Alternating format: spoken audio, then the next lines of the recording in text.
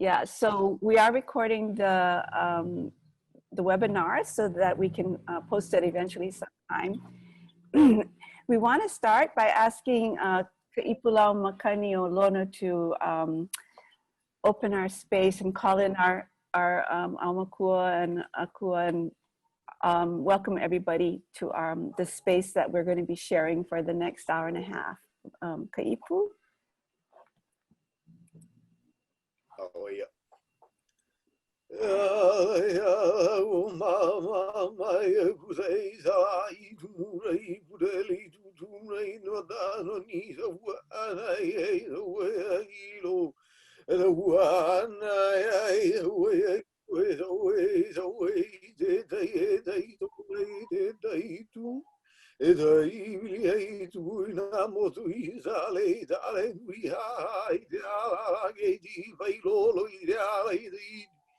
Oh, the alley, tears away, oh, Lord, no, Lord, no, you won't like your Molanui.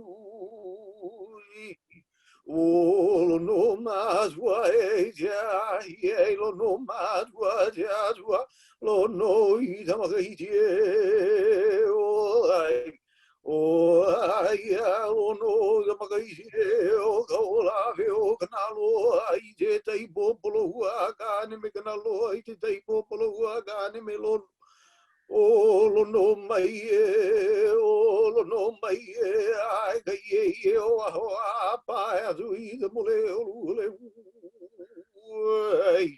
Ale, hule, hule, o te aloha Aloha nui kākou. Aloha, aloha no, mahalo. This program is being co-sponsored by many partners. Last Thursday, these oral histories were aired on Hawaiʻi Public Radio, and they are co-sponsored with us. And those oral histories in that program with Kekalike Mar is on their HPR site. But one of the primary sponsors is our Center for Oral History within the Department of Ethnic Studies at the College of Social Sciences. And we are celebrating our 50th anniversary. And Tai Tengan, the chair of our department, will be welcoming us as well. Tai, Kavika, Tengan.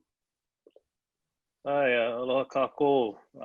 Mahalo for joining us, and special mahalo to Davey and our partners, Hawaiʻi Council for the Humanities and HPR, but most importantly to Kanaloa Kahoʻolawe and all the ʻOhana who's here to kākoʻo the kumuhana of our ho'ulu ho'ana, of our mana, of our lahui, particularly important at this time of makahiki, as we again call for that time of rest and resetting and abundance to return. It's a special honor to have this as part of our 50th anniversary celebration, as 30 years of celebrating the stopping of the bombing is also happening now. So lots of important anniversaries, and just happy to be a part of this. So mahalo nui a kākou, and especially Deviana. So hand it back over to you. Hi, mahalo. And now I'd like to have Aiko Yamashiro from the Hawaiʻi Council for the Humanities also welcome us and talk about our series of programs that we have presented beginning in August and will run through the spring. Aloha kākou. It is a real honor to be here as a partner of our Weaving Voices series. And I'm here today as the Executive Director of Hawaiʻi Council for the Humanities. I wanted to make sure to thank our funder, National Endowment for the Humanities, for their support of local programming that honors our cultures, histories, and heritage. And this program today is part of a beautiful 6-part series that we created in partnership with our organization, Hawaiʻi Council for the Humanities, UH Manoa Center for Oral History, and Hawaiʻi Public Radio. And this series is called Weaving Voices, connecting community through Hawaiʻi life stories. And you can see the background beautiful artwork by Ray Kuruhara on the back of some of our speakers today. So in this series, Weaving Voices, every event, the topic is different. The communities we collaborate with are different, but the intention is the same. And that is when we weave together diverse voices from the past through these beautiful oral histories, together with voices from the present, who are our speakers today, we grow stronger in our ability to face change and build the futures we truly want. And it's a really wonderful series, and I feel our organization, we're so happy to be a part of it. So mahalo nui for all of you here today. I am also feeling grateful and connected with all those who, for whatever reasons, can't make online gatherings. Whenever we work with oral histories, I'm reminded of how precious voices and stories are. And I now feel inspired to go connect with some kupuna after this and share this program with them if they couldn't make it. So mahalo to the Center for Oral History for that example too, of how we can weave our voices together every single day, pick up the phone, even in this pandemic. So our organization's mission is to explore what makes us human. And this program tonight reminds us and reminds me that when we reconnect with our places, when we can protect and restore them, then we are protected and we are restored too, and we find our humanity again. So mahalo nui to everyone, all the presenters today for such an important story. I'm really happy to turn it back to our leader, Kumu Devi, who will introduce a few more of our collaborators and our honored guests. Mahalo. Mahalo, Aiko. And we're so honored as we're co-sponsoring this with also the Protect Kahoʻolawe ʻOhana and with DAWSON companies. And DAWSON made a very generous donation to the Protect Kahoʻolawe ʻOhana for the stewardship of the island and to help honor and celebrate this 30th anniversary. And we have Derek Kekalike Mar, who's both a member of the Protect Kahoʻolawe ʻOhana and DAWSON, to also welcome us to this program. Kekalike? Hey, mahalo, Devi. You also forgot to mention that, you know, I was a student at Ethnic Studies. Oh, yes. That was the first thing. some 20 some odd years ago, I lost count. But really happy and honored to be a part of this and to support. DAWSON is a Native Hawaiian owned company. We do work across the country, around the world actually. And we do a lot of different kinds of work for different clients, and one of them is the Department of Defense. We've been lucky enough and successful enough in our business practice to be able to pick and choose the kind of work that we want to do with that client. And we opt to do the kinds of work that heal ʻāina, you know, to clean up sites and to pull bombs out of the ground, to do remediation work. So we've just been lucky, and we feel like it's been not only, you know, is it part of our business practice to give back to the Native Hawaiian community, but it's also a kuleana to share in the blessings that we're so fortunate in receiving.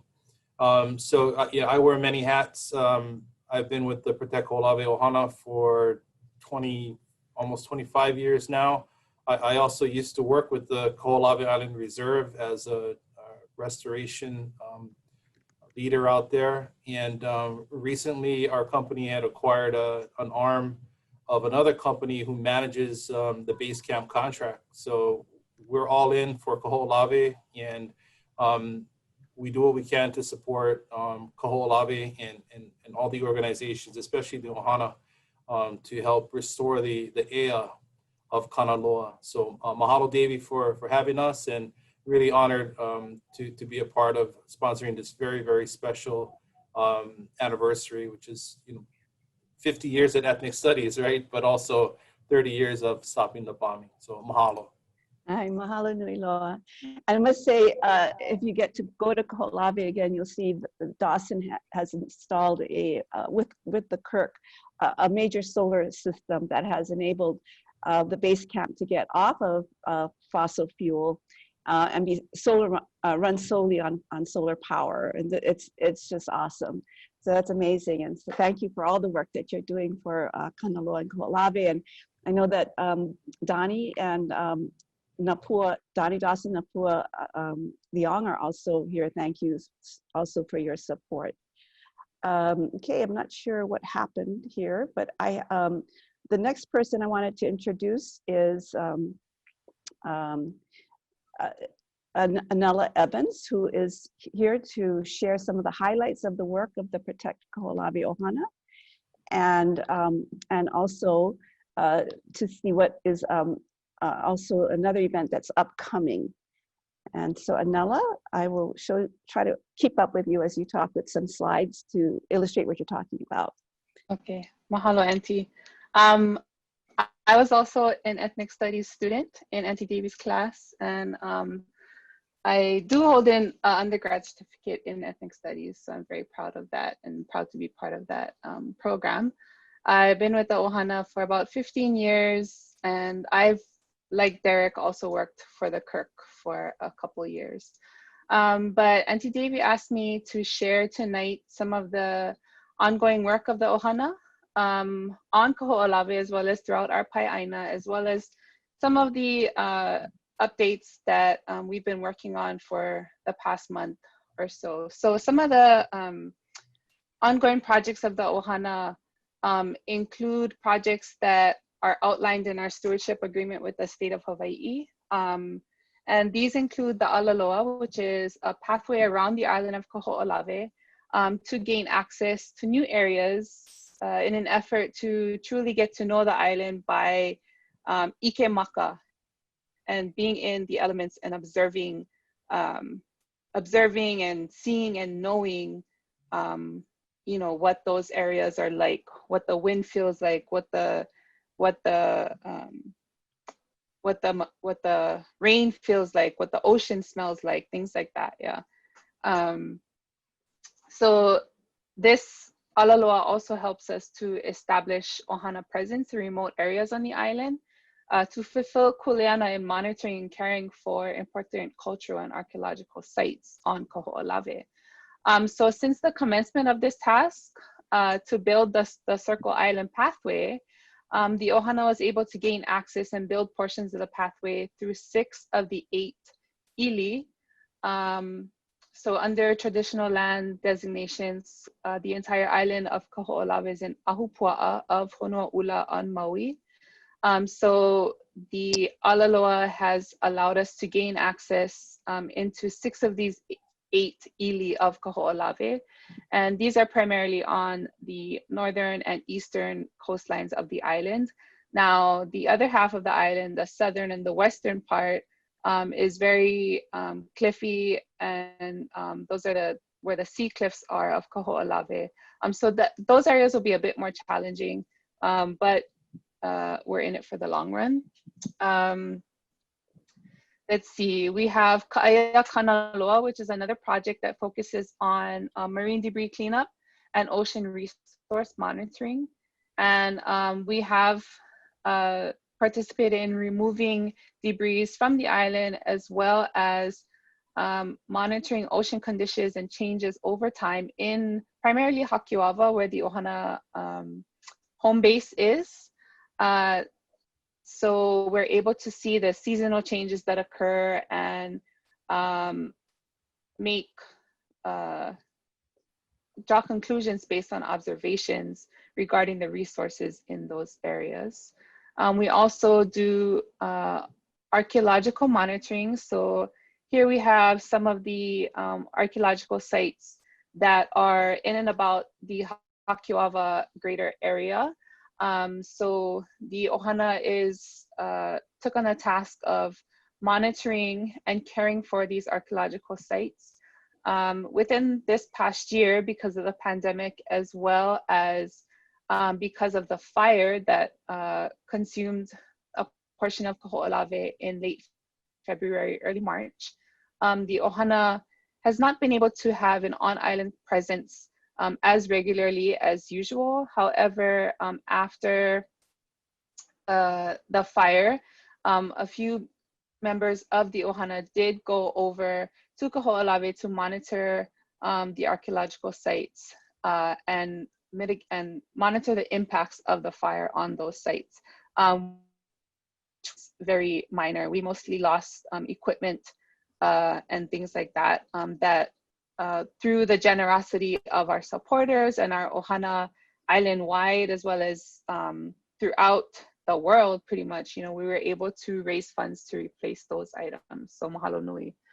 Then we also have Kukulukeʻea Kanaloa, which is the observance of traditional practices, arts, and sciences. So earlier this month, the Kaholokalani ceremony took place on Kahoʻolawe as well as at Puʻumahoi at Ulupalakua to request that Kane, the deity of fresh water, send his rains to regreen Kahoʻolawe. And this ceremony calls for the Naulu rain cloud, which is also known as Kalei Naulu because it also is believed to have stretched from Ulupalakua to Kahoʻolawe and around to Lanai and then back to Maui. So it's poetically referred to as Kalei Naulu. But this ceremony is with the intent to draw these rain clouds and to call these rain clouds to Kahoʻolawe to regreen the island. And then coming up in November, we're very proud to continue our makahiki ceremonies, which have been ongoing for 40 years on island. When efforts were initiated to stop the bombing, the makahiki was instituted to reestablish a religious practice on Kahoʻolawe that aligned with, First Amendment rights of the United States. Since then, the ʻOhana has continually observed makahiki ceremonies on Kahoʻolawe, and this typically begins in November and then lasts through the end of February, which corresponds with the rising of the Makali'i in November, or the Pleiades constellation. As far as communication and outreach go, we do have various social media and online presence that are listed here. One thing that I really wanted to mention is we do have merchandise available now. I know a lot of people always ask, where can I get, Kahoʻolawe shirts, etc. Right now, we do have a special online merchandise platform going that is helping us to commemorate 30 years of healing on Kahoʻolawe, 30 years since the anniversary, since the stopping of the bombing. And that website is www.bonfire.com/store/Kahoʻolawe. If you go to our website, which is kahoʻolawe.org or protectkahoʻolaweohana.org, either one, there is a link that will take you to the merchandise website. And then finally, we're very excited to be, in collaboration with several Kanaka Oiwi young filmmakers who felt that the story of one of the leaders of the early Aloha ʻāina movement and one of the catalysts of stopping of the bombing of Kahoʻolawe, who was George Helm, who gave the ultimate sacrifice for Kahoʻolawe and to ensure that the bombing was eventually stopped. These Kanaka Oiwi filmmakers felt that it was very important for his story to be told. So this year at the Hawaii International Film Festival in November, which I believe will be virtual this year, be online, there is going to be featured the premiere of Hawaiian Soul, which is a short film about the life of this very distinguished Kanaka, George Helm. So be on the lookout for that. Mahalo, Auntie, for allowing me to share. I'm very sorry I cannot stay on the call. I have another Zoom session at 5. And I have to get ready for that because I'm teaching it. But aloha nui kako. Everyone stay safe. Yeah. And please, ʻeola mau to all our family on Lanai. Give all the best for good health and recovery there. Mahalo. Mahalo nui. Yes, mahalo, Nela. And the DAWSON family is also, DAWSON company is also helping to sponsor the Hawaiian Soul film as well. I just wanted to give some background to our oral history project that allows us to bring features, 6 of the oral histories we've done so far. So we have the Kahoʻolawe Aloha ʻāina movement oral history project. And our goal is to document and broadly disseminate through Scholar Space, which is our site, as well as the Kirk websites, the experiences of Kupuna and Makua, who from 1976 to present were involved in the Kahoʻolawe Aloha ʻāina movement. Here we have photos that Ian Lin has provided showing the first landing. And I'm trying to, so Kahoʻolawe Aloha ʻāina movement is a pivotal moment for Native Hawaiians of all generations because it sparked a cultural renaissance and an intergenerational grassroots movement across the Pai'aina to present. And those who were involved in the early years are now in their late 60s or 70s, or some are 80. And so it's very important that we begin to do this oral history collection. We've interviewed 19 narrators on Oahu in fall 2019 and 2020. Not all of these, some of these people are from our ConCon 78 project.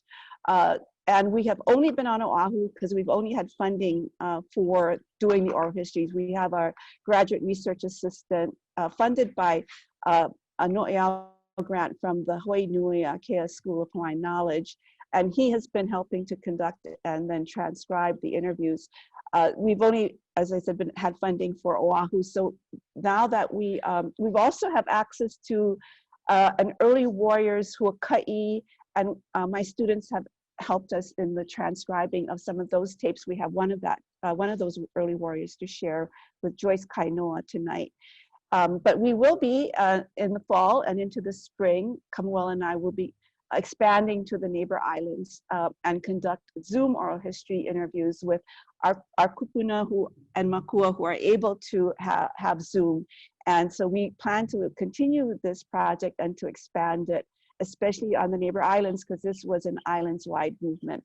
But since it was the occasion of the 30th anniversary of Stop the Bombing, we wanted to share excerpts of 6 of the interviews that we've collected, including with Congresswoman Pat Saiki, whose story we'll hear tonight. But I wanted to, she had shared this cartoon because, as we'll find out, she was instrumental in stopping the bombing and before Dana Kaka was. So we'll have the full story in a short while. The format is that Lurleen McGregor, who is a filmmaker and also a novelist, and it has put together the excerpts into a presentation. We have 5 3-minute stories to share, and she's pieced that together for us. And so she will be introducing the oral histories. And then we have 2 of the new generation of what we call kua in training. Those who are being trained to help take care of our people when we come and provide a safe and meaningful cultural experience on the island, and to continue to work. And Uncle Harry Mitchell gave us the term kua. It means your back, and that we're the backbone of the ʻOhana, and these people our kua are the ones that Uncle Harry said will bend over our backs, work hard, first to get up, last to go sleep, to make sure everything is well while we're on the island.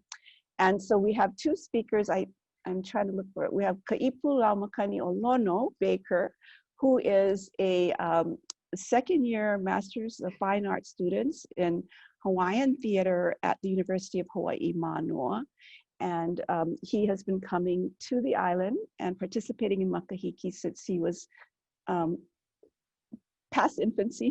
He was a pretty big child, even I think from 4 or 5 years old, he looked even older, but he's been coming and celebrating makahiki for as long as I can remember, and that's where his name comes from. The wind, the makahiki, the ipu that holds the winds of Lono. And we have also Kaulupono no Lehua Luʻuwai, who is from an ʻOhana that has been involved with Kahoʻolawe for generations, the Luʻuwai ʻOhana. And she's also part of a larger ʻOhana, the Kukahiko ʻOhana, including Uncle Leslie Kulaloyo and Auntie Alice Kulaloyo and Manny Kulaloyo. And Uncle Eddie Chang, where the early landings were staged from Chang's Beach from McKenna. And Ka'ulu too is a new generation of ʻOhana member, a kua in training. And both Ka'ulu and Ka'ipu are also members of Hana Keaka, which Ka'ipu's dad and mother are part of, Haile Baker and Kaliko Baker, and both have acted in Laʻikawai and also Auʻaʻia, just Ka'ipu, because Ka'ulu started law school. And Ka'ipu is also the voice of Maui in the Hawaiian translation of the movie Moana. So we've asked them to come in and to share, because we want to make this a cross-generational experience for all of us. So Lurleen, please start us on our mo'olelo. Okay. Aloha. So you've heard a little about what's going on now with Kaho'olawe, and I wanted to start with just a little bit of the history of what started the movement and go back to the beginning. And the excerpts that you're going to hear really speak to how the Hawaiian community came together to make this incredible movement that ended up in stopping the bombing. And most of you know this history, but I'll just give a quick review that starting on December 8th, 1941, the day after Pearl Harbor was bombed, and through October 22nd, 1990, which was 30 years ago, Kaho'olawe was used by the US military for live fire military exercises, bombing, ship-to-shore shelling, amphibious landings, gunnery practice, and torpedo blasting.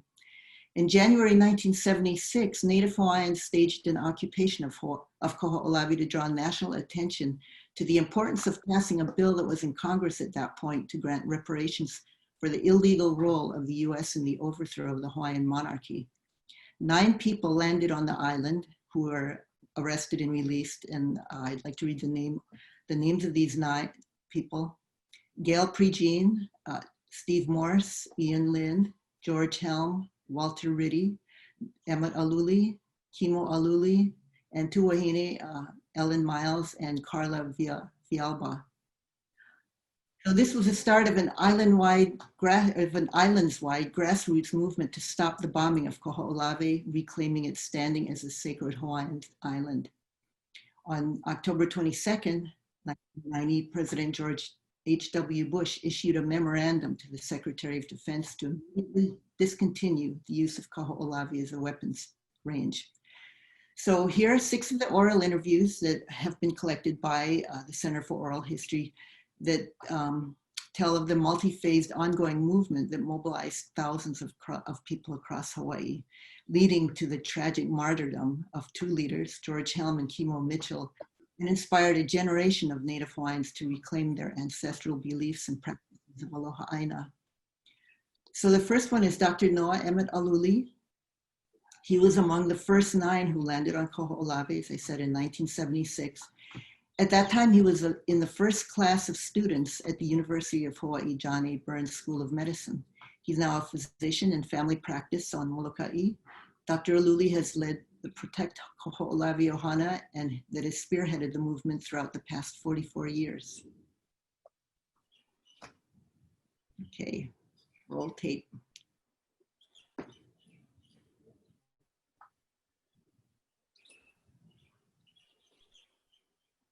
When I was on Molokaʻi as a 4th-year medical student, was meeting up with Life of the Land, who had just stopped the sand mining at Papahaku Beach, and then came the development, and Adolph and Walter and other folks established a group called the Group of the Long Trails, Hui Alaloa, which is the kind of like the trails around every island. And that was an effort to kind of like continue to be able to walk the trails, even though it went around a hotel, and be able to fish and gather. It was a pretty big protest. We got involved there. I was Mitch Maxwell, who was a policeman on Molokai then. Because of the notoriety of the probably first Native Hawaiian rights kind of like march from Huialaloa for access to, that maybe the group would come over and join the fishermen who kind of like were needing to expand their fishing resource and couldn't really they had to sneak to Kahoʻolawe, so it was a fisherman's protest, and it was also hunting because there's a lot of goats on Kahoʻolawe. So we land and we set up and talking story and comes the Coast Guard warning us that the marshals will land and they would arrest us. Meanwhile, myself and Walter just kind of like just went out of sight. We didn't want to get picked up. We just wanted to make it worth our while and not just for show. We kind of like watched the 7 guys get picked up and taken back on the Coast Guard boat. And then we just started exploring slippers, shorts, t-shirt, some water. Military was there the next day, handcuffed us, took us into their helicopter, and dropped us off at Kahului Airport, and let us go, and gave us warning and bar letters, which we just tore up, saying that we couldn't go back to the island. That was a punishment. George and I had been doing some research on Navaji's work because his sister had Emma Navaji's diary, handwritten diary. George and I looked at it, but the research we did was what they were trying to do with what they called Aloha ʻāina. They're the ones that started that whole movement. So my thing to George, what do we tell the press that we just did? He said, let's go Aloha ʻāina. And so that became our slogan, Aloha ʻāina, love the land. And to be able to figure out in modern terms what that meant. And when we go back, take care of the land takes care of you. Life of the land is perpetuated in the righteousness. So Aloha ʻāina was the reason why we went to Kahoʻolawe and not just stop the bombing. And all this kind of like coming back to culture because of the rights were being swept away was something that we were learning ever since Huialaloa and articulating it.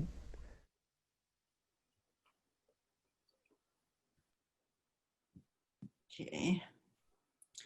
We're going to go directly into the second interview before we stop for discussion. And that's with Ian Lind, who was also in that first group of 9 who landed on Kahoʻolawe in 1976. He's now an investigative reporter reporting with Civil Beat. Okay.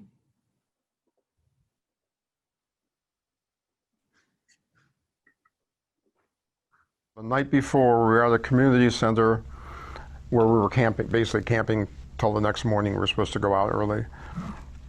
And people were flying in from all over.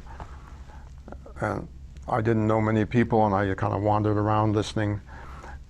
It was very clear that, we were there to have this demonstration on Kahoʻolawe, but everyone was there for their own reasons.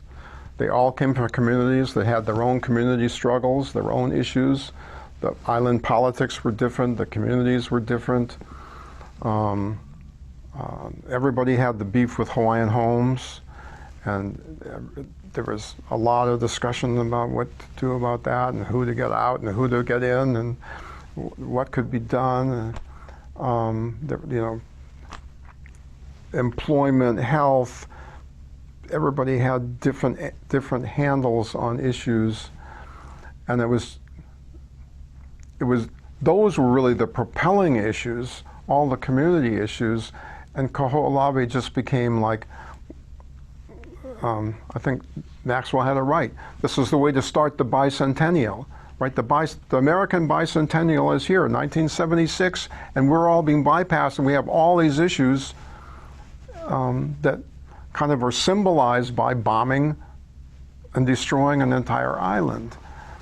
So, you know, you got this, I don't think anyone there thought that Kahoʻolawe was going to just explode into a statewide thing, but somehow it did, right? But I don't think that was what was propelling people, whether it was, you know, the trail access on Molokai, and, you know, I mean, just all these local issues that everybody was burning with what's going on and the local issues, and somehow put that energy into making this happen. I did this thing on, you know, the trying to criticize and critique the military's position that Kahoʻolawe was absolutely essential, and if you didn't have Kahoʻolawe, you'd have to close down Pearl Harbor and all that. This was the part of their pitch, you know. It's all about money. In one correspondence, one of the insiders said, explaining to the businessmen, or explaining to the Navy what the pitch they had to make to the businessmen. You've got to explain, they got to feel it in the left hip pocket. You know, they got to understand what Kahoʻolawe means to their wallets. And stuff like that, I was trying to address that and pitch it to people who might be, you know, might not see other issues as being so important, but might be upset if the Navy's lying about what they really needed. And we actually found then data showing the use of Kahoʻolawe had been going down, down, down over several years. Even though they kept saying it was more and more and more and more important, it really wasn't. They were already phasing out much of its use. So aloha, mahalo, and Kaulu and Kaipu, neither of you were born at the time, but you've heard how this movement started and the reasons why people got involved, and now both of you are involved, although you've been involved through your families. Can you share with us why you are involved now with Protect Kahoʻolawe ʻOhana and Kanaloa Kahoʻolawe, please? Kaulu? Aloha mai kākou, everyone. I would just like to start off with pauku moʻokuauhau of my ʻOhana, because I think that really is the genesis of how I am involved with the Protect Kahoʻolawe ʻOhana. Makaʻaoʻao ka makua hine o mogo ka leo ka lanakila ka lawaiʻa crab ke kane o rose ka lei na auau pilai o ka wahine noho puno laua hana o ia o mane ka lei huanani crab he wahine. Makaʻaoʻao ka makua kane o Robert Bobby Luʻuwai ke kane o Helen Mary Rhodes ka wahine noho puno laua hana o ia o Robert ka lei aloha Luʻuwai he kane. O Robert ka lei aloha Luʻuwai ke kane o mane ka lei huanani crab ka wahine noho puno laua hana o ia o Wauno o Kaulupono ka lei lehua Marian Luʻuwai he wahine. E ola ka hāloa ka ʻohana e ola. And so on my mom's side, I come from Kipahulu, and on my dad's side, we come many generations from Makena, and my great-great-grandfather used to go to Kahoʻolawe to fish and support his ʻOhana. His name is John Luʻuwai, and he fished there, and that's where my grandpa learned how to fish. That's where my dad learned how to fish. That's where my brothers and I were taught how to fish. And it is, so for us, Kahoʻolawe and being involved in Kahoʻolawe is not only, it really is protecting our traditions. But I also would like to share, which is what Auntie Davy reminded me of, is when these are some stories that have been passed down through ʻOhana, and when the PKO or the landings first happened, some ʻOhana on Maui including some in my ʻOhana, were actually not really enthused about the landings because of the attention it brought to Kahoʻolawe. And for my family in particular, my dad and my uncles actually used to go hunting on Kahoʻolawe while they were still doing live firing. And my dad would tell us stories when they were younger of they would go and the airplanes would be shooting bullets and they'd just avoid the airplanes. They would avoid where they heard the noise. They'd run. Then my grandpa would drop them off in the boat. They'd run up, shoot goats. They'd drag them down really as quickly as possible and head straight back to Makena. And when they needed fish, they would go, they would quickly, and then they'd come back straight to Makena. And so when the landings happened, it wasn't, then it created some attention that they felt was unnecessary.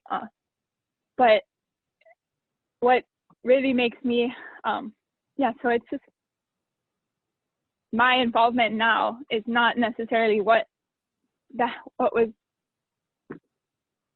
my family started off with at first. And so I'm very proud to be a member of the Protect Kahoʻolawe ʻOhana, and I really think it's important for these stories to be shared because this shows, I think, the struggle that our Hawaiian community has faced, where you see struggles early on and not everyone is supportive, even though it is maybe what is pono.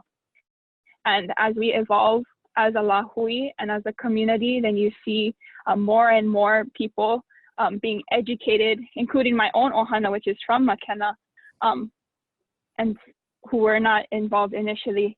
So that is the mo'olelo I would like to share from my ʻOhana and how I'm involved.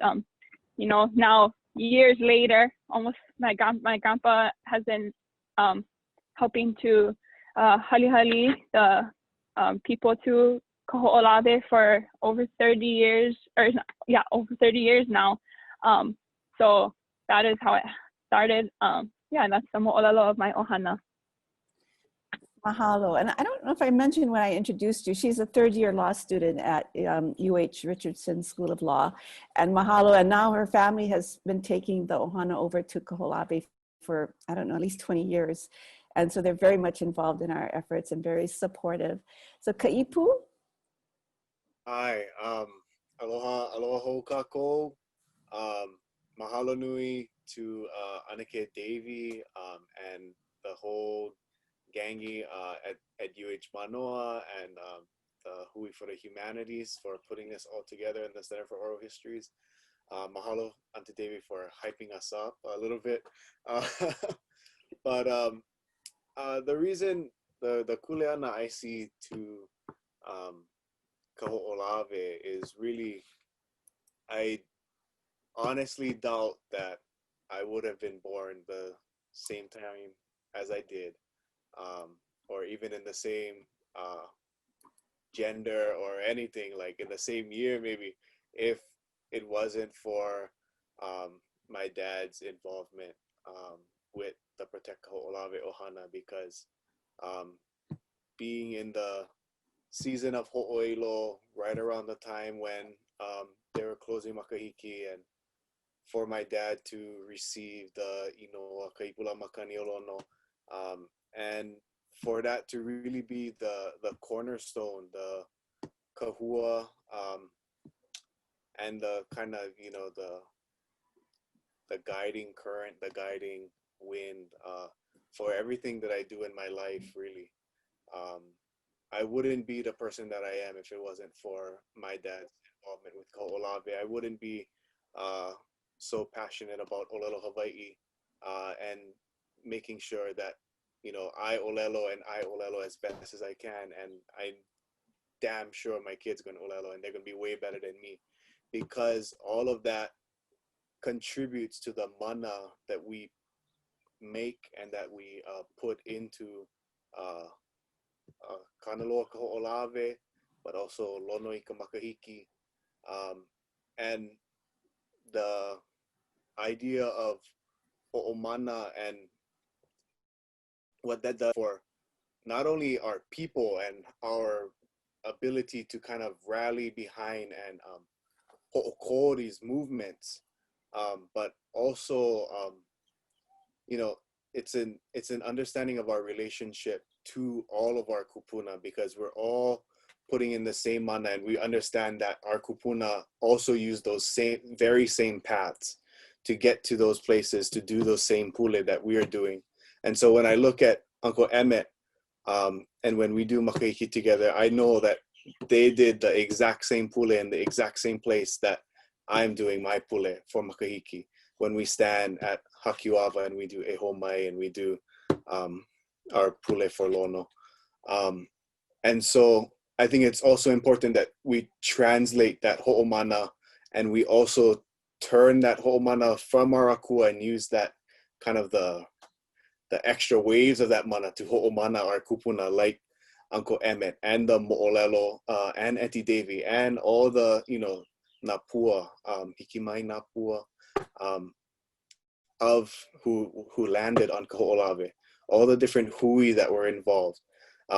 We need to be able to uplift those mo'olelo, uplift those kupuna, because those kupuna, or these kupuna, I should say, as they're very much present with us on this Zoom call, and more generally in life.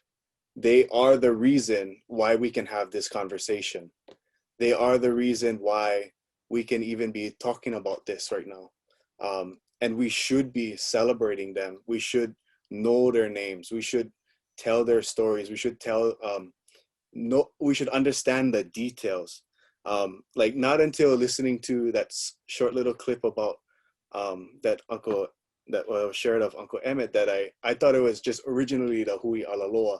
But before the hui alaloa, there was the inspiration from Life of the Land, which stopped the sand mining at Papawaku Beach. And then that brought into so we keep on learning about our kupuna. And when we know our kupuna and when we tell their stories, we give them mana, we put them, we elevate them in this world. And they become the nu'u for which we kulia. And that's the best gift I think we can give to our whole lahui, to let us know that we have great people, great mo'olelo, and we should all be great just like that, because get people just like that who are just like you, who were just like you, and became better, or did something that made them excellent, that brought great mana, made something happen for our lahui. And so we are in the happening, I guess, because this is part of that long legacy of our kupuna. And so mahalo to those early warriors, and, you know, the warriors that came after them, all the way down to today. And, you know, mahalo in advance to the warriors yet to come. Mahalo. Lurleen, you want to give Yes. us the next? So our next interviewee is actually not part of this current series of being taped. This was done earlier, and this is Joyce Kainoa. She was born in 1946 in Hana, Maui, and raised her family on the backside of Molokai, living on the land, farming, fishing, and hunting. She was a renowned fisher on Molokai. The leader at that point, George Helm, invited her on the 4th illegal landing of Kaho'olawe when it was still being bombed. And then in November 2004, which was 7 months after the Navy finally departed the island, the Kaho'olawe Island Reserve Commission and PKO invited the early warriors back to the island, and evenings were spent sharing stories of their landings. And this is her story. She passed away in 2015.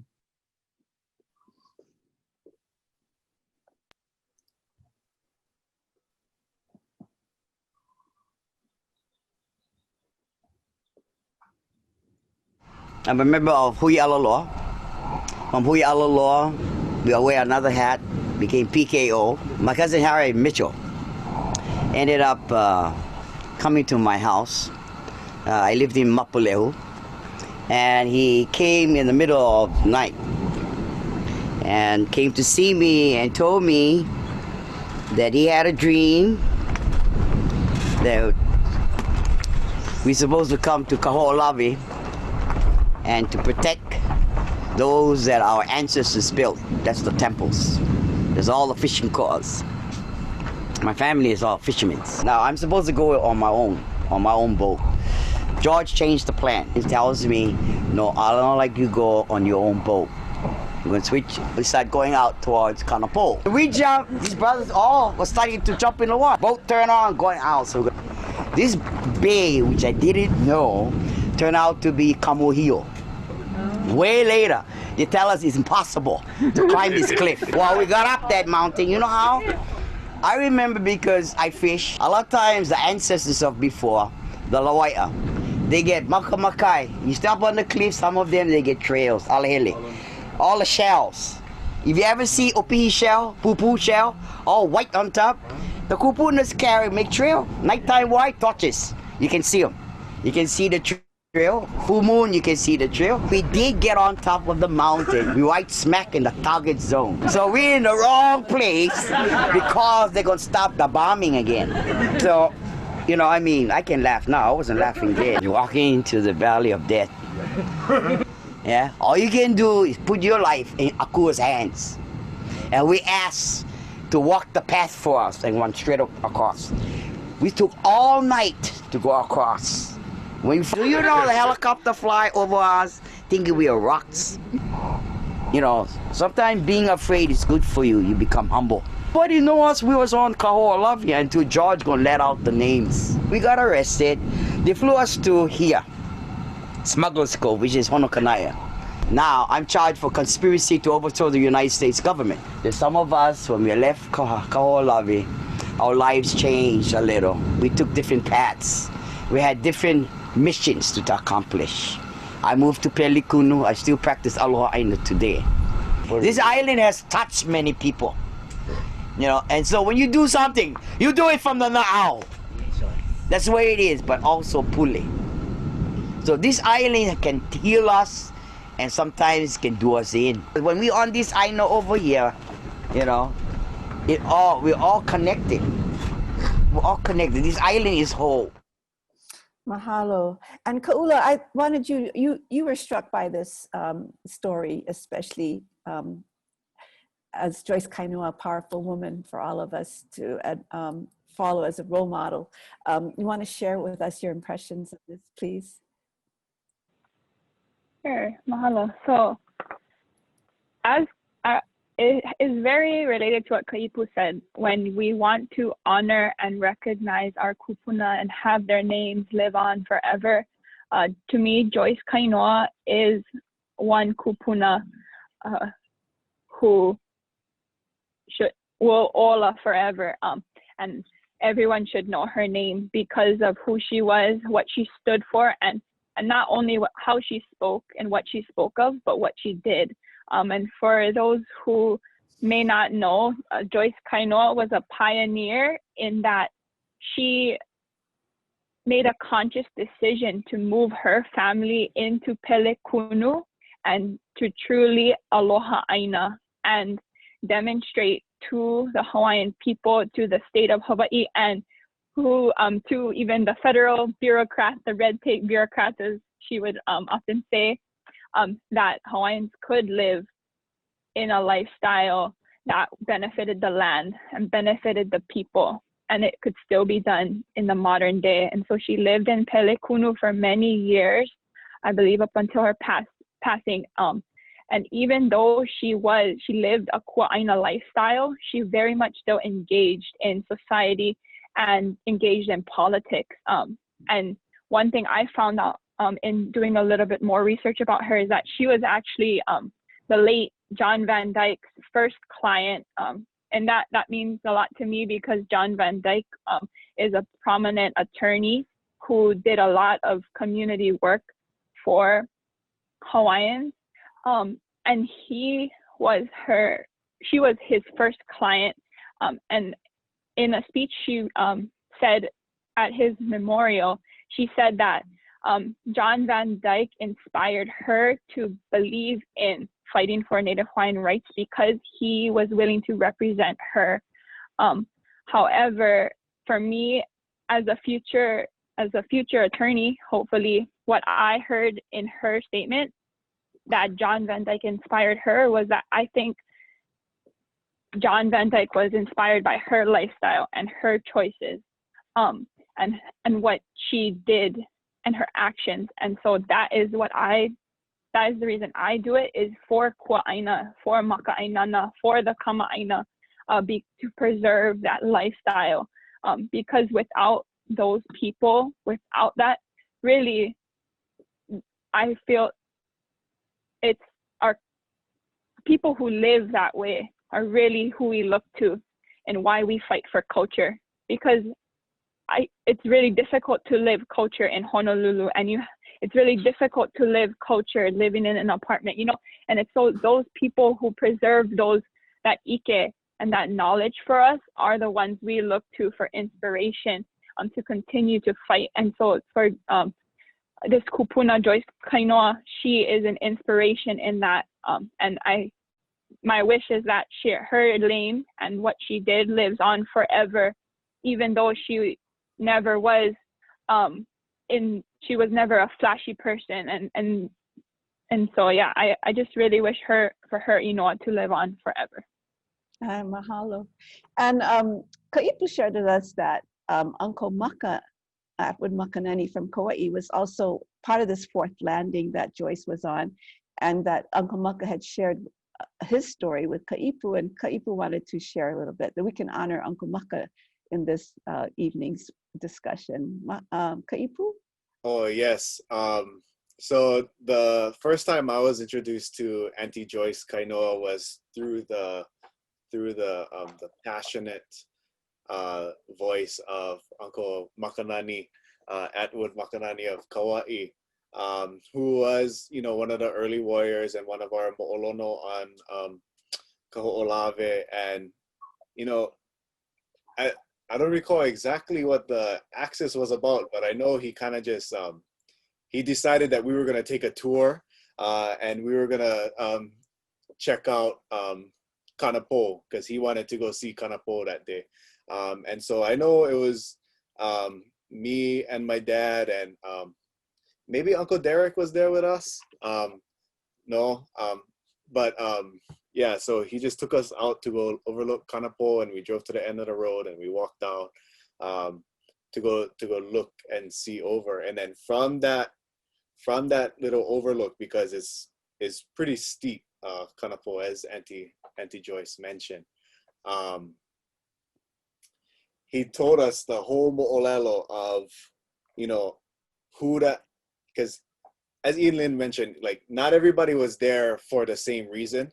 Uncle Maka kind of just went because he wanted to go pick opihi for this particular auntie's, I think might have been her birthday or celebration of life or something. And so he was very much going, I think at that moment he was going for himself, but in that he was doing something for everybody, because he told us about how they got on the boat and then was a little bit chaos. Nobody really knew each other too much. And then they jumped off. And then for a while, the way he told the story, it was like they were hiding in in small little caves in the cliffs, because the helicopter kind of knew that they was there, and kept dropping down into Kanapo and scanning like with a big light. And he described it. He was like, they was looking at us like was one anaconda, the helicopter coming up and down in the valley. He described it like that, like was like one big snake scoping them out. Yeah, so it was a really good, fun story. And then, Auntie Joyce tells about how they did manage to get up through the ike of our kupuna, looking for the opihi shells and whatnot. But yeah, I just wanted to highlight how I got introduced to Auntie Joyce. Yeah. So Mahalo. Yeah. Mahalo nui. Lurleen, you want to give us our next histories? Okay, we're moving on now, moving forward in time to 1990. And Pat Psyche, a Republican politician born and raised in Hilo, she served in the US Congress for 2 terms from 1986 to 1990. And when Spark Matsunaga passed away in 1990, President George H.W. Bush asked her to run for the vacant seat. And she agreed, providing certain condition.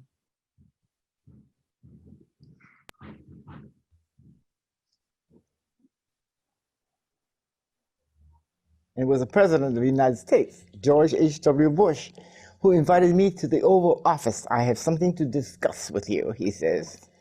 He sat me down and said, this is the time for you to run for the United States Senate, because there is an opening. Too bad Sparky had to go, but you're the only Republican that I can think of that I can trust to take that seat and do a good job of it. I said, Mr. President, it's easy for you to encourage me, but it's a difficult race to win. This is a Democrat state. It's a very, very blue state. I'm going to need a lot of help. Then he said, certainly I'm going to give you a hand. Whatever I can do, I will help you. Well, Mr. President, there is something you can do. He says, what is it? I said, there is a festering problem we have with the United States government, and that is this incessant bombing of this little island called Kahoʻolawe. He says, what? You haven't heard of Kahoʻolawe? The RIMPAC exercises are held there. And it was ordered by Dwight D. Eisenhower a long time ago by executive order to use it, that island, for their exercises, to sharpen their horns. And I said, it's a travesty and a violation of a whole culture that's going on. The Hawaiian culture believes in Kahoʻolawe as sacred territory. Besides that, the bombing is affecting the windows, the rattling windows on the next island of Maui. And by the way, it affects Ka'anapali Golf Course. Now, George H.W. Bush is an avid golfer, you know that. He says, Ka'anapali. I said, right, absolutely. It's right there on the coast. And these islands, one of these days, an errant bomb is going to land on Maui, and we're going to really have a crisis. So I said, you have to do everything you can to stop it. Now, I said, I don't know, the Democrats have tried for years and years and years to stop the bombing of Kahoʻolawe, but I don't know if they've done their homework, because I did. Dwight D. Eisenhower, by executive order, allowed for the bombing. You, as president, can issue an executive order canceling that one and restore the island to the Hawaiian people. He turned around and he told John Sununu, do it. Okay, we're going to go right into the next interview. And this is Frank Kawai Kapuokalani Hewitt, who started his hula halau, kuhai halau kawai puolani pa olapa kahiko in 1978. He studied under many renowned kumuhula, including Emma DeFries and Edith Kanakaole. He's a composer whose numerous mele have won many na hoku hano awards. He was drawn into the Koho'olawe Aloha ʻāina movement, and this is his story.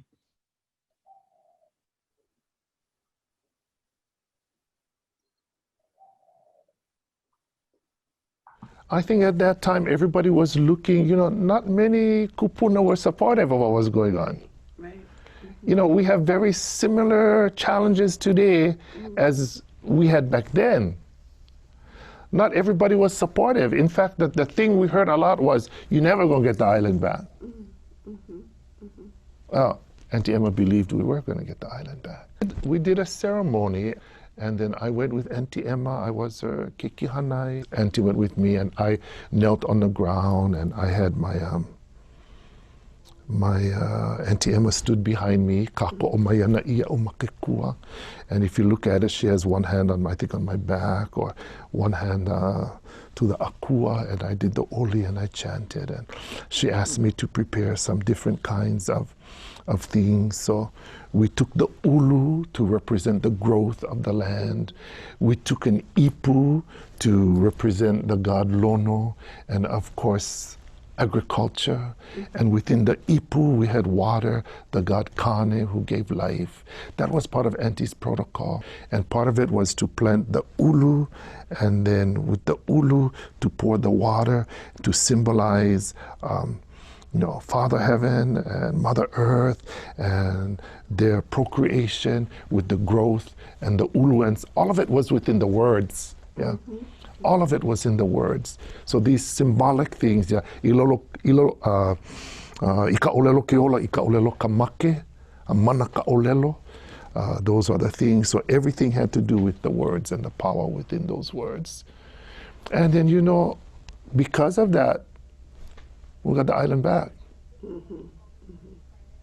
So everybody may have their own reason and understanding. My reason and understanding because of the ceremony.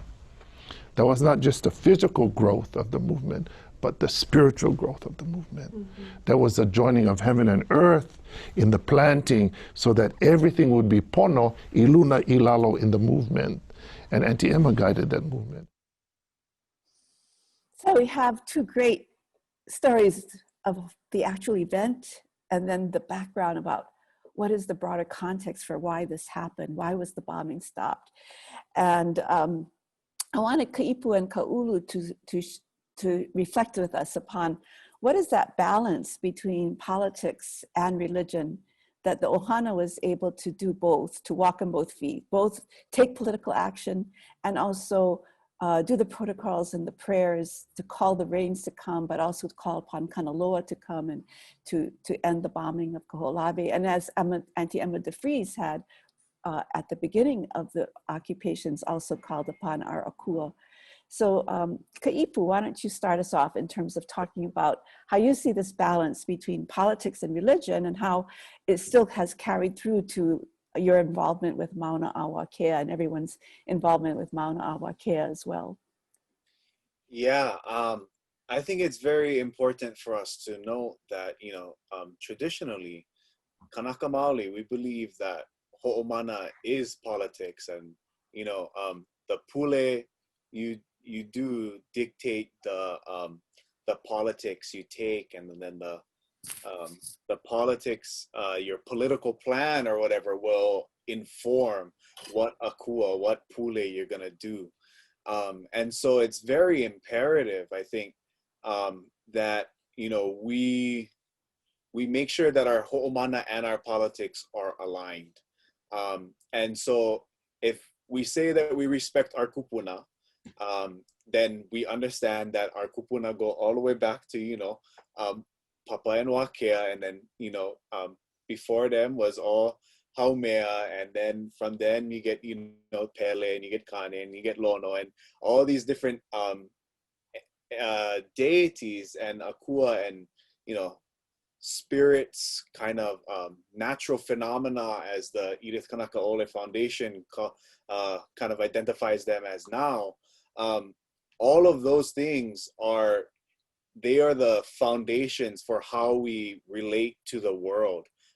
And that is our politic. Our politic is ʻāina first, and then Kanaka and, you know, Lahui will thrive if the ʻāina is thriving. And so I think it's very important that we go about this, you know, as Auntie Joyce said in her talk session, you know, it really stems from a deep understanding of all of these things in your na'au that kind of just pull you to jump at it. And you follow your na'au and you lead with the pule to kind of advise you. And as, you know, Kumu Kavika Tengan really got this idea in my mind, you know, the power of arriving, that whole air, you know, you making yourself sovereign when you arrive, because when you're present, you can act and you can exercise your politics, you can strengthen, you can lift up your pule and do your ho'omana.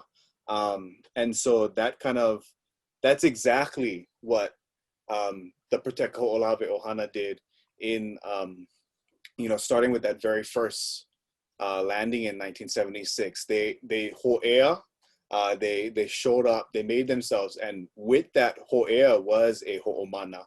And that's very much the blueprint. That's like the #1 playbook, I think, for all movements for indigenous people across the world, really. You see it with Standing Rock as well, but especially on Mauna Wakea. We still remember, we have people who still remember how we won Kahoʻolawe. And so it's important that we lean into these oral histories, we lean into these ha'awina, these mo'olelo that come from our kupuna, and we honor them by doing exactly what they did so that we can win the next battle. And I think that's what we're doing. And I see Auntie Kathy Ferreira right here. She got her virtual background with Mauna Wakea and the High Hawaii. Beautiful. Yeah, the emphasis on pule as a way to push that political agenda, and that political agenda is Aloha ʻāina. And so I think, yeah, that's my piece on that one. Mahalo. And Kaulu, what is your mana'o? Yeah, I kāko'o. I think that is, again, as Kaipu said, the reason these oral histories are so important, because it teaches us and we learn that politics and religion, ho'omana, are inseparable. And that is our foundation, and that was our foundation in the past, from, you know, the mo'olelo, the famous mo'olelo of Kamehameha Kukaʻilimoku, and how he came to rule and conquer all of Hawaii, and to the present, or to the immediate past with Kahoʻolawe, and that Lono is the reason we were able to regain access to Kahoʻolawe, and that is what really allowed us to reclaim the island, and then to the present. And so is we need these oral histories, and we need to remember these mo'olelo so that we do not forget that our mana as a lahui comes when we ho'omana. And this ho'omana, as Kaipu said, guides us in our political agenda of Aloha ʻāina. And some parallels I would like to draw to the current movement with the Lahui Rising, and more specifically Mauna Kea, drawing those parallels with what happened with the PKO and Kahoʻolawe, is the importance of allies that we have. You hear in the oral history from Congresswoman Pat Saiki. She was not herself necessarily Kanaka, but she was an ally for us. And that is a kuleana we have as Kanaka Oiwi today, is to remember these mo'olelo and to share them, and to bring in others as allies for us wherever they may be. And that's what we see with Mauna Kea, is we are gaining allies all over the world because we have such strong moho and representatives who are grounded in who they are, and who are able to bring in others to support us.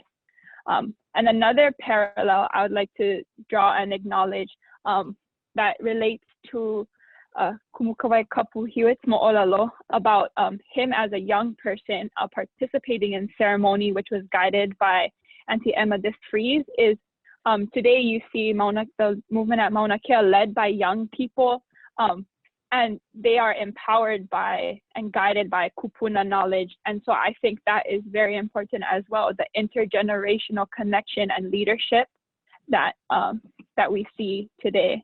And the last parallel I would like to draw, and it's just a disclaimer, you see, it goes back to the picture of Ian Lin when you see that comic about the money versus returning the land. This is the very same argument we see today with many struggles Hawaiians have, is do we sacrifice economics and social well-being over getting back our land and reclaiming areas, reclaiming culture. And so this is the one thing I would like us to know, is that we should not be fooled by these arguments, and that if we stay true to our beliefs, to our ho'omana and the religion that guides us, and our practices and ceremony, we will not be fooled by these arguments and what is continuing, these continual narratives of neo-colonialism, whatever you want to call it. So we are guided by the principles that have been instilled in us by our kupuna. Mahalo. Hi, mahalo, mahalo nui. Lorene, you have one more, and then we'll. Yeah, more. And if anybody wants to post questions for the panelists to discuss, please put it in the chat for us.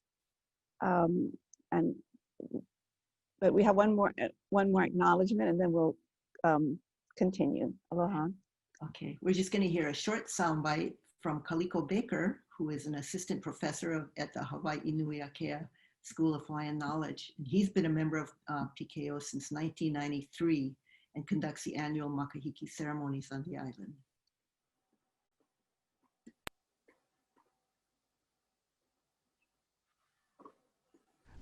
I'd like to leave with saying mahalo to all those who have put effort, given to the Kahoʻolawe movement, and to George Helm and Kimo Mitchell for the ultimate sacrifice of their lives for the movement. And then the long-term commitments from people like yourself, Professor McGregor, and Dr. Amina Luli, and other long-time ʻOhana people like Craig Neff and Lopaka Iwohi, and just to have the wherewithal to commit to a project and see it through. And talking about like a project like it's a classroom assignment, but anyway, you know, it's such a grand scale endeavor as that is the regreening of Kahoʻolawe. So with that, I give my utmost mahalo and aloha to all those who have come before. And hopefully, you know, I'll be around to high five the next generation as I get old. Yeah, that's it. Kalika's here too, he could add on, but mahalo nui loa, everybody.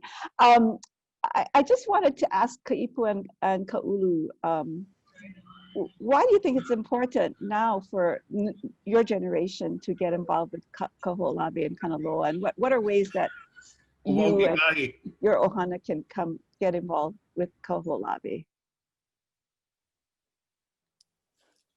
Well, I think the number one reason to get involved, at least for me, and to stay involved, is to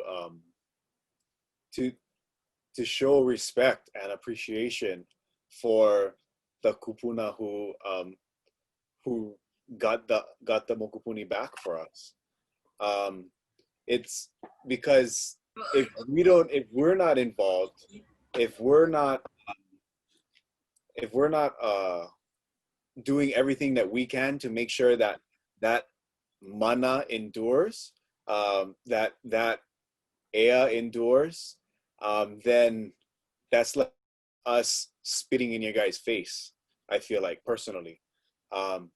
And so it's very important that we continue to ho'ea, to ho'omana, and to nurture that next generation and to give them a high five.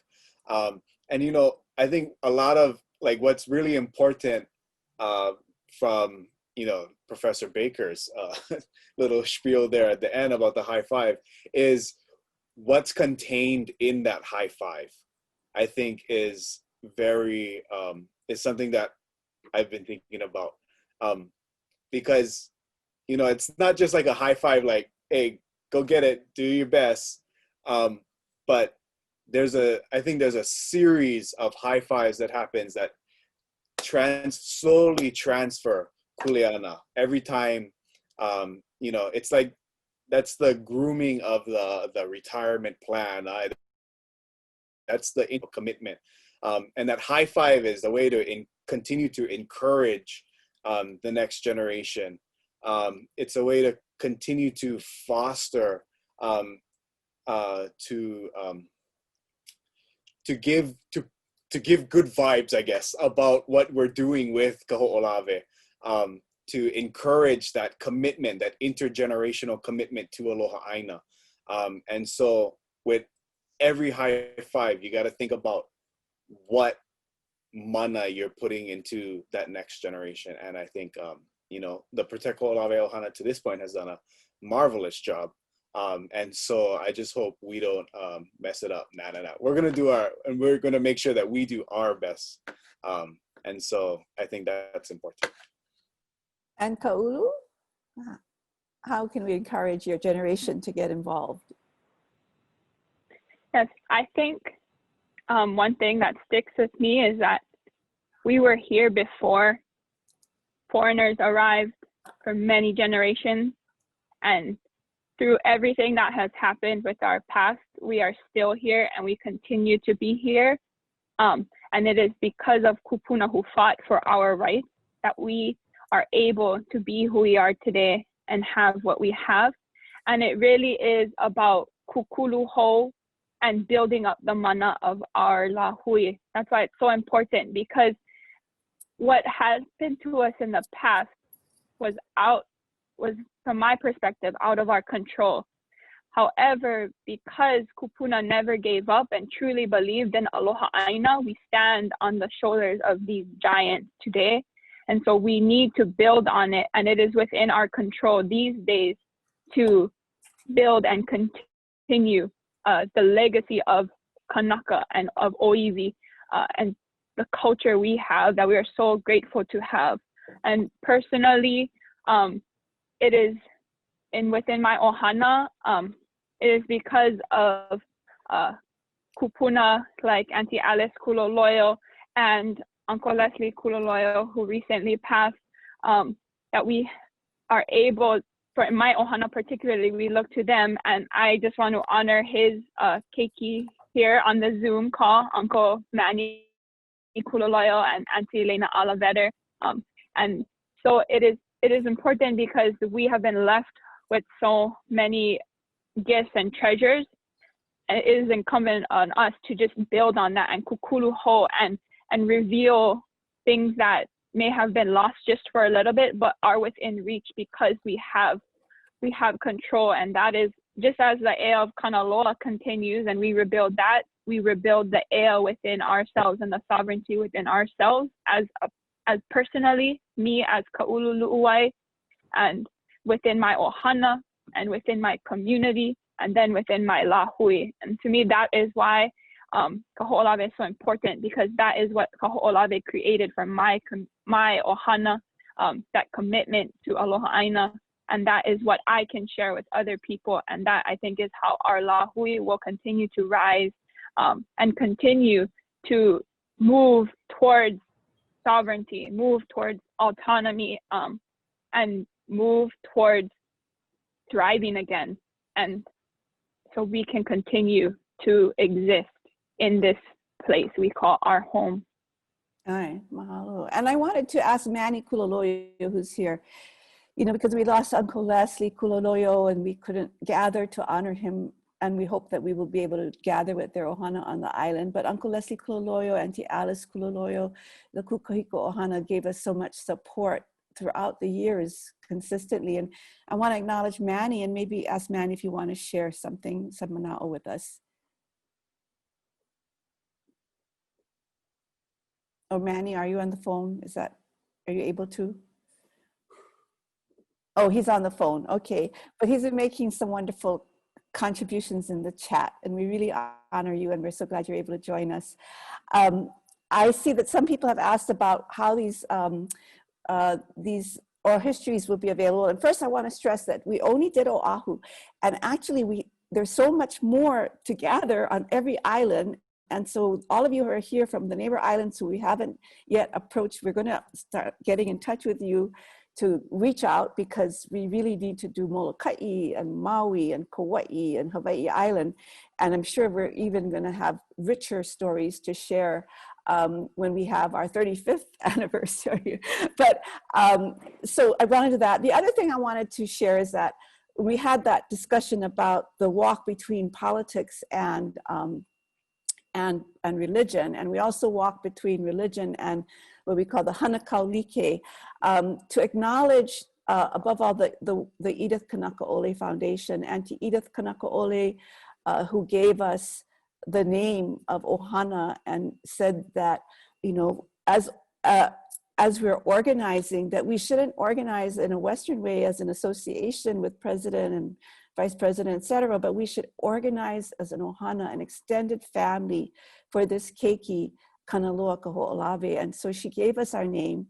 And then when we went to her to ask about when we had stopped the bombing, and December 1st, 1980 will make 40 years since the consent decree that gave us access to the island was signed. And soon after that was when we went to Auntie Edith to say, well, what ceremonies should we be doing on the island as we have access for our religious purposes? And she and Nalani Kanakaʻole gave us the ceremonies of makahiki. And this Friday on Lea Nui Nui and the following Friday on Lea Nui Nui from 9 a.m. to 10 a.m., our mo'olono are going to be talking about the makahiki ceremonies that were given to us by the Kanakaʻole family for Kanaloa Kahoʻolawe. And it was the Kanakaʻole, it was partly Kanakaʻole when we, who was the kahu for a ceremony. After the bombing stopped, there was a 2-year period that Senators Inouye and Akaka was able to set aside the island for 2 years while a commission, a Kahoʻolawe Island Conveyance Commission, did a report on what should be the future of the island. And before submitting the report, the final report, it was Auntie Frenchie de Soto's vision that we should have a healing ceremony on the island and bring together those who will be making decisions for the future of the island. And the Kanakaʻoles, Parli Kanakaʻole in particular, held the we built a mua and we did an aba ceremony of healing. And we got to that ceremony, Senator Inouye and that time Congressman Abercrombie and Governor John Waihe'e. They were all there in person, and Patsy Mink and Senator Akaka had his son represent him. And they all, when they drank that ava, they made that commitment to do all that they could in their power to keep Kahoʻolawe safe and to start the healing on the island. And this was another example of this mixing of politics with religion and propelling us to get the island finally returned to us. And it was the Edith Kanakaʻole Foundation who guided us through that.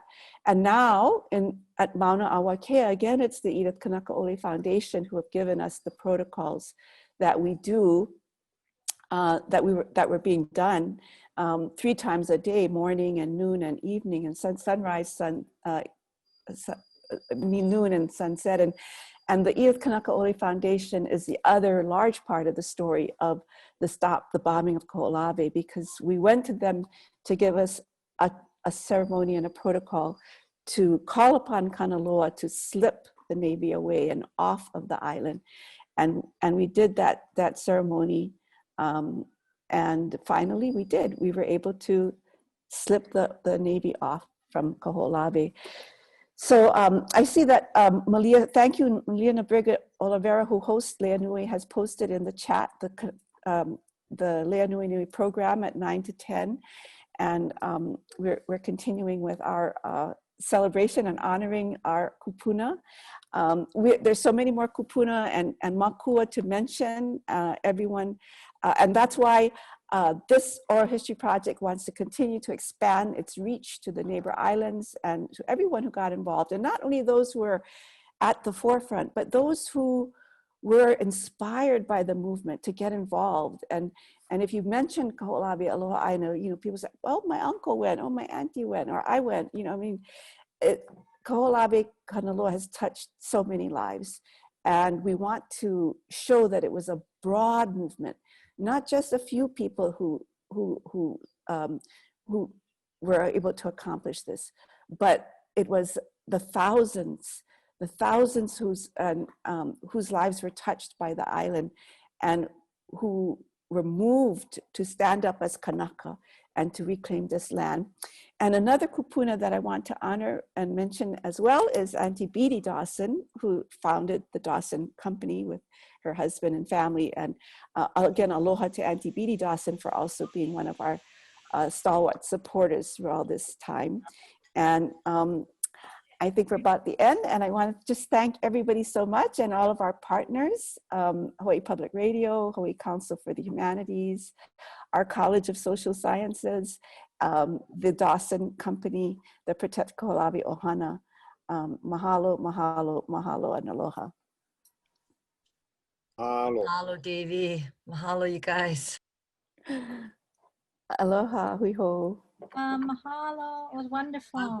Hi, everybody. Hello, mahalo. Oh, Representative Caruso. Nice to see you, Auntie Davy. Mahalo. Oh, mahalo. And I want to call it to a shout out to Representative Amy Peruso too. She came as a teacher at Mililani and had brought her students with the other teachers, and they have been so helpful. And now she's in the legislature and probably in a position to help us with Pohakuloa. I did see that question about Pohakuloa, and we do have to maka'ala, and there are consultations and hearings that are going to happen about the renewal of the lease at Pohakuloa. So we need to all come forward and protest and to protect Pohakuloa as well and stop the abuse there that's going on.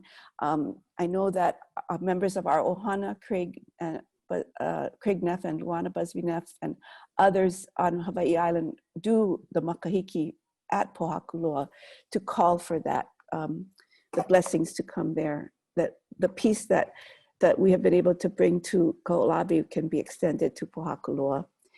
I had asked someone to help us honor Uncle Harry Mitchell in his song Melio Kahoʻolawe, but I don't see his name here. But let's think also of our Melio Kahoʻolawe that also continues to inspire us in the words of Uncle Harry Mitchell that Joyce Kainoa mentioned as her cousin.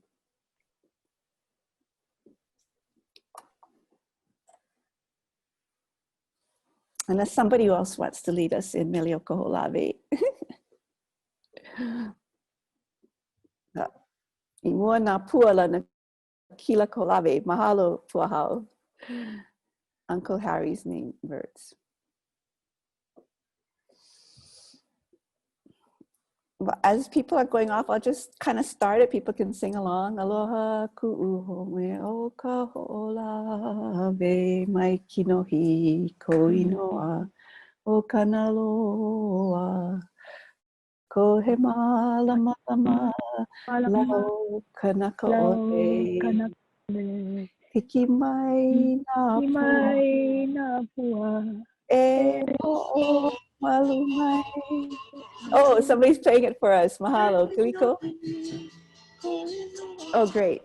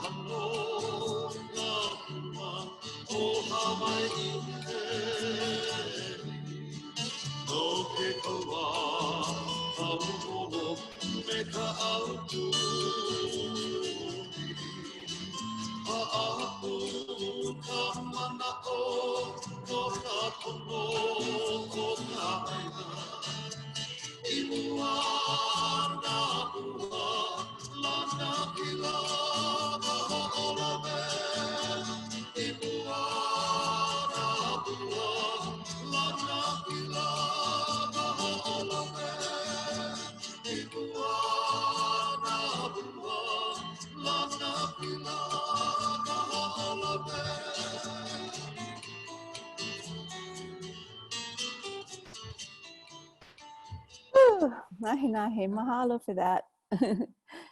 Called in Uncle Harry, and he can send us off